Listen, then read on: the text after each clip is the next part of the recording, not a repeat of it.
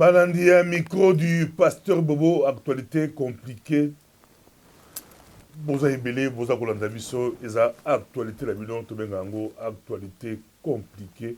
Mamba Kongo episa mutupasi na ndenge ma santé, Tomela ba Doliprane, Tomela ba Dafalgan, mais heureusement, Totika Yango, Tokoma na Mosengolgan, Tokoma na Ecofolgan, bien que Mikolo, Baza ko déranger mingi, beaucoup d'appels. Bali kosala médicament ya bembalgan bakosala bembalgan metolobi bembalgan eza na laboratoire tosengaki batravaille yango na basaki lana nali kotambola yango na la 2 sacs ya minene eza na mosengolgan na ekofologan ya bembalgan bokozwa yango toali koprépare yango kati tolobaki lobi bacauchemar na kinga kati bacauchemar epe ya kabila présence ya bembala bruxelles ezopesa motu mpasi présence ya bembala bruxelles ezopesa mpasi na nera santé la libre Belgique abakisaki ya lobi na présence ya Bembala Katumbi la Belgique eza kosala pasi ba musu lobi je suis pas au Kassavo bafan dans la Belgique maramoto zaka la Belgique otoyo ba même VAC ya mai azaka ba kota Belgique eza mo boulou mikolo eza mo boulou Toba toujours why you can do something for DRC. DRC is your country. DRC is my country. Do not let someone else do this something for you. You can do it. Makambo yo. Ezali kopesa pasi makambo ya mboka la biso Congo. Karane tobaki tobanda la Coupe du Monde. Coupe du Monde ya mikolo yo. Ezanga bana la biso ya ba Belge ba Lukaku. Baza ko sa biso espoir et lengi présent mon la biso. Les Congolais Romelu Lukaku. Bajour aux ablagues, peut-être bagi tobenga belge, mukula korate bunde tozongisi belge, mais mikolo tobenga les Congolais Romelu Lukaku, azala bibi balé, azati mi balé pesa, balé ko la fierté ya Congo, fierté na biso pesa, fierté la biso, match de bon c'est lobby barobe la Tunisie samedi et vous allez Simboa, Amboa, Aboui, match à la Suisse, la Genève, tout ça la Genève. La Genève. Actualité très compliquée. Il y a un beau calabiso Congo, Tolobigaka, marche à Kafukafu, et aux à Bruxelles le 30 juin 2018, marche à Kafukafu. Vous avez plus de 100 000 Congolais. Pourquoi pas? C'est possible. Tu as passé par là. Babi, c'est que tu as passé par là. Vous avez Bruxelles, Babi. Pourquoi pas? Et il est possible, c'est possible, méga, surtout méga. Parce que si tu dois prendre une méga manifestation, totalement dans l'Europe, dans la tournée, j'étais à Paris, j'étais en Hollande, j'ai fait beaucoup de vidéos, j'ai fait des conférences dans Bruxelles. Et je m'a dit, bon, ça va conférence, je m'a dit, mais je m'a dit, bon, ça va conférence, il y a une idée méga manifestation pour te comprendre. On avait compris que, il y a moyen de ça régime Kabila. Et là, il s'est battu belé les bandes, en tout cas, il y a comme le début, Bazu Yango, Simbi Yango Kitoko. Donc, le 30 juin, à Bruxelles, et vous allez au Simboa, Aboïbabi, tous à Bruxelles, Toroba, non, na Kabila, c'est à Tambola, à Kende, Makamboyo. Et ça passe à une colonne, dans le métro, dans la ligne, passer par là, la distribution, la fleur, pour partager en gros, la battu, tout le temps, l'autre avec la boucle, l'équipement, la boucle, partager, les alliés qui t'ont encore, l'objet va retomber dans ce jour, va aller autant passer par là, je ne vais pas partager, la mission le 30 juin, à Bruxelles, le 30 juin, les années de la Bruxelles, Makambo, les années de la Bruxelles, mais Kabila Yango, tu reçois les lots Kabila Yango, que se passe-t-il dans Kabila Yango? Que se passe-t-il dans Kabila Yango? Kabila Yango, Kabila a déposé, ah bah deux senga, net katolobaki a sengi basen les loi moko sur mesure. Le Parlement va continuer session extraordinaire, va traiter au basengi immunité à président pour soit allongé à Tiki pour pression l'équipe makasi sur Kabila. Et c'est que peut-être d'ici là, d'ici le 20 dans un mois, Kabila Roloba dans un mois une fois Loba. Au même moment ça annoncé que Kabila va parler, tout le Kabila dit qu'on s'apprêtait à Tika Masolo, mais là il va continuer a été et c'est une mobilisation Congolais, botika ko sepela ko fanda pression et zala makasi na ndenge moko ya kosala te toza lelo na dielone bobese toza na ye bosepela na ye vice président ya parti unique kala te tozali d'abord na parlement européen avec Georges Alula tolei tokommantele actualité beaucoup plus Kabila kokende Kabila c'est Kabila aza pour agiter l'éponge yo oza na lecture miso ya politique tolinga koyoka yo mpoza miso ya politique c'est Kabila baza pour agiter l'éponge. Il faut koyeba mbote mingi d'abord na bato bazali kolanda bamisana kolanda émission na yo micro pasteur Bobo mbote na bango nyonso epai bazali Kabila mpona kolongwa ezali lisusu mpenza doute ezali lisusu te parce que déjà par la constitution akoki lisusu kotia candidature na ye te assez asali mandat na mibale. Alors maintenant il est question akenda kopema et la constitution prévoit que azala sénateur à vie. Que la sénateur à vie, c'est-à-dire à siéger na Sénat et puis à cause na makambo nyonso ekoki kozala comme tout sénateur adjongi citoyen normal. Akoleka na ye na balabala akovanda na ye sikoyo ya bandaka et je ne vois pas vraiment likambo nini oyo tokokomisa yango ekoma likambo monene mpo na ngai Kabila alinga te constitution ezali kopermettre ye te limitons nous à la constitution tokenda tobenda bamakambo mosusu te soki tolingi tozala tranquille il faut se limiter na constitution donc Kabila akoki kose préparer. Je suis d'accord. Bon, na ndenge basengi bamakambo ebele wana que il y aura session extraordinaire. Oui, vous savez, session extraordinaire pour na kotala ndenge ni bakoki kosala pour na ba président nyonso baleka. Bon, le problème c'est que ba président nyonso tout basi basala bakufa bakenda. Donc, il y a un président qui a envie et il y a moko. Donc, le problème est qu'il y a une garantie. Une garantie où il y a un citoyen normal que landa makambo ilikakite. Ça, c'est l'entendement, il y a une majorité dans l'indégué. Donc, tous là, il y a Koloba, pour Nangaï, inquiétude des alités, Aloba, je sais que à Kolobate, il y a à mon avis, à il respectera la Constitution. Et la Constitution prévoit que Akoki Soussou ne prévoit pas que Akoki Soussou soit postulé comme président de la République.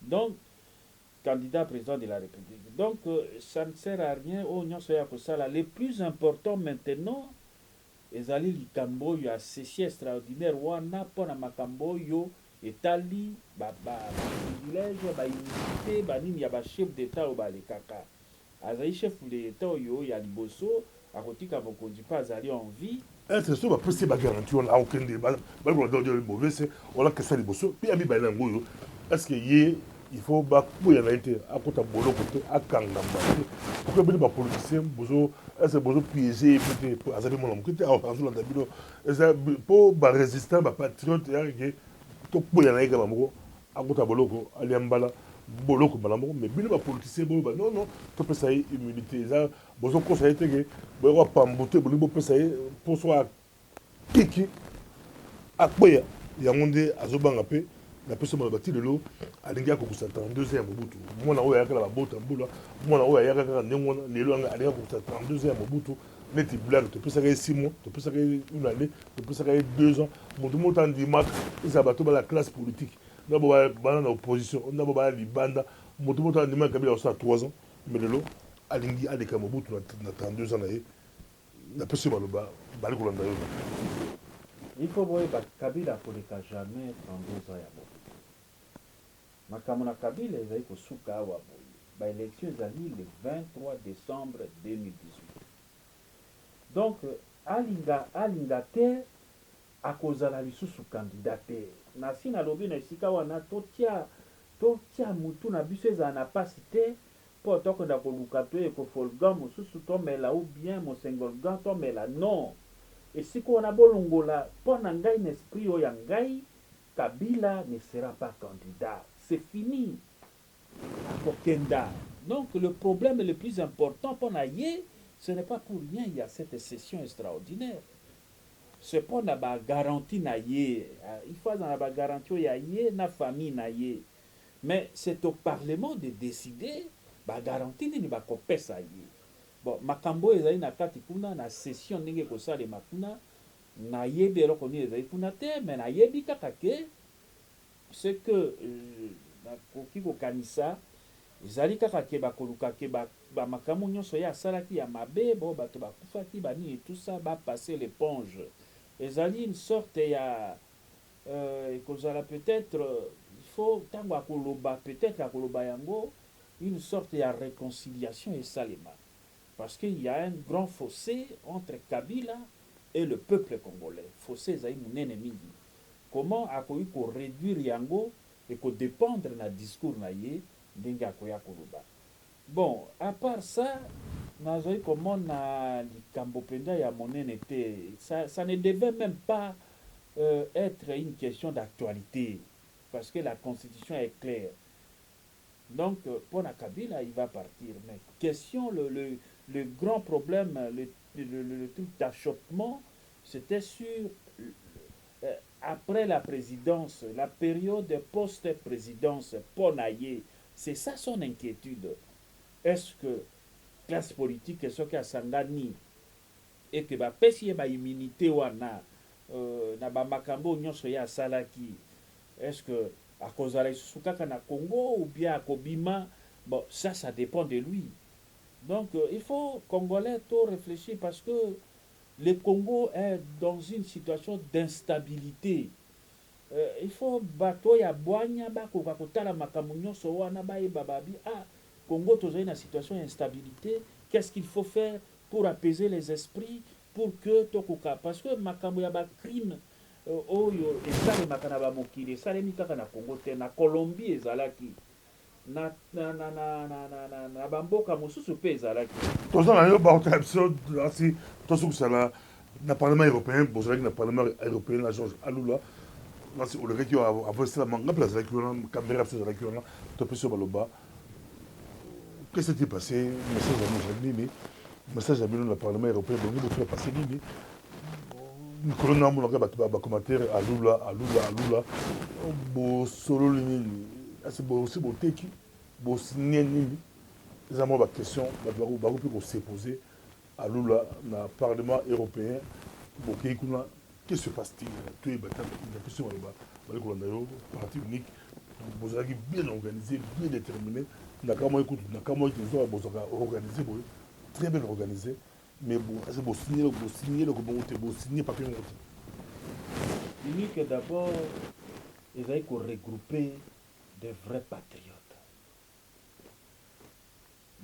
patriotes au bazali na souci ya mboka ya Congo et unique abandi ko bunda ça fait 14 ans soki tozalaki bato ya kosigner bapapier pamba tokoki kosigner mpe tokoki kozala na Congo mpe tosali mosala ndenge bao mosusu bazali na kati ya Congo. Ce ne sont pas des sollicitations qui ont manqué pour que nous les leaders de l'unique que nous puissions travailler na mboka wana ba sollicitation ezangaki te mais il faut avoir le souci à un moment donné politique ezalien et quoi sacerdoce il faut bozalaka na idéal il faut ezalaka soki bozali na idéal wana que bino bokobunda pone makambo etali collectivité pour les intérêts de la collectivité soki bokobunda pona makambo etali que le besoin interne ya ba nationaux ezala préservé bokoki koteka mboka te problème ya Congo ezali nini il faut kokena mosika tosala na ba émission mingi ya naissance ya Congo il faut boyebaka ke Congo ya lelo ezali volonté ya ba Congolais te ezalaki volonté ya ba puissance étrangère bango moto bayaki kosala carte wana basangisi ba tribu ezalaki na kati ya Congo ya configuration wana batie biso esika moko. Et c'est l'État indépendant du Congo, ils ont une volonté, il y a une personne, Léopold II, ye moto akreaki yango, oyo bandeko na ye ba puissance wana ba pesa ki ye po akoka ko gérer mabele wana. Na kati ya mabele wana akutaki bato. En même temps, il est venu comme conquérant, en même temps aye ko gérer yango. Yango nde atikelaki biso héritage wana. Alors, lelo yo boye, poko se ezali na kati ya mboka. Tozali na situation très difficile.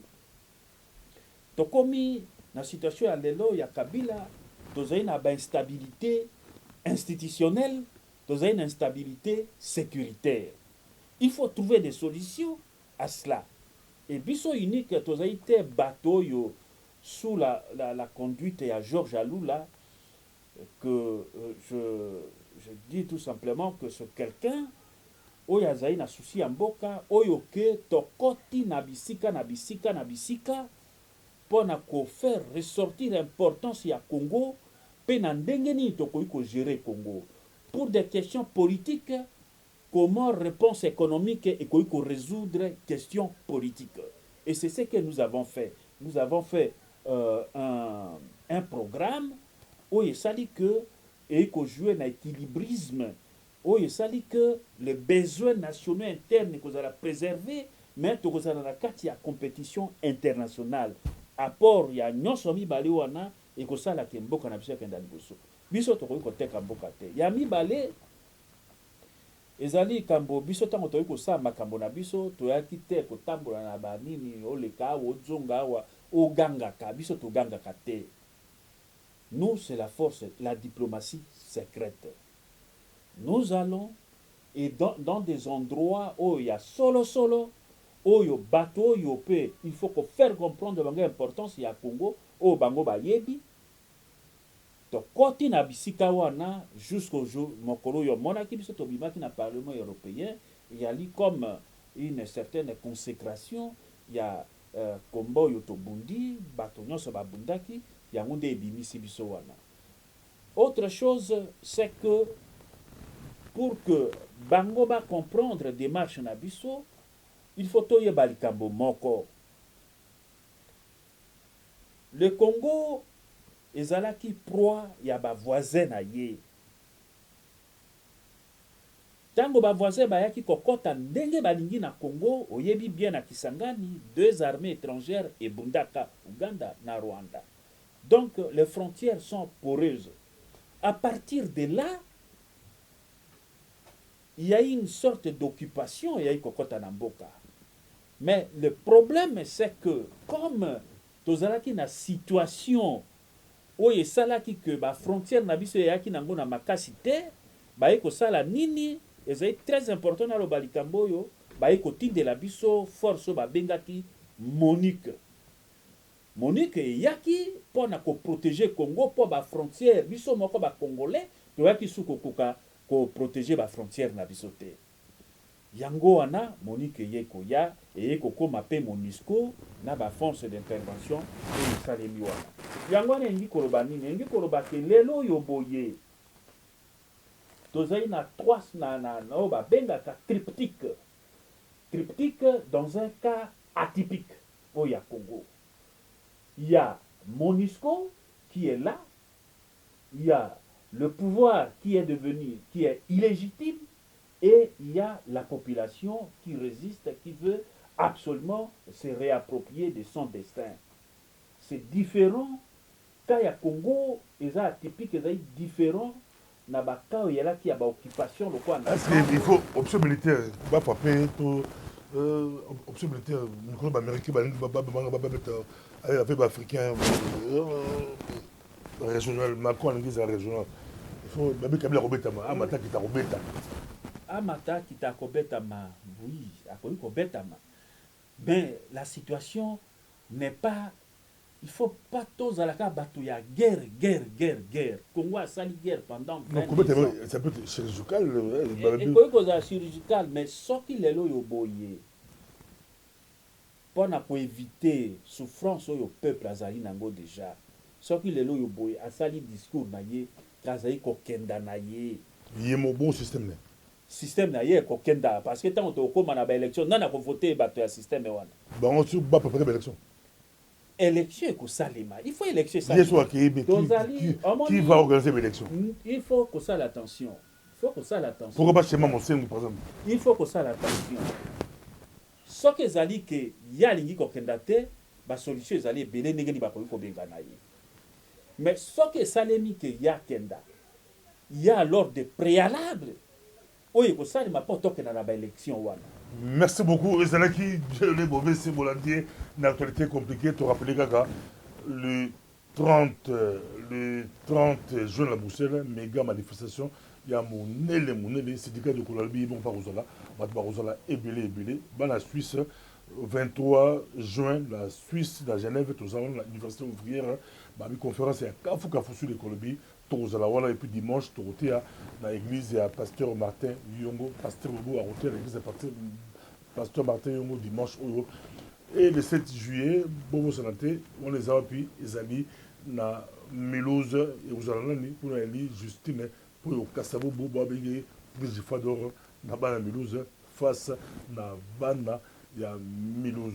Tout ce qui est là, ils ont une actualité compliquée, mais tout ce qui est là, l'image, nous avons extrait, il y a Georges Aloula, Nakatia, Parlement européen, nous avons extrait, il y a Georges Aloula.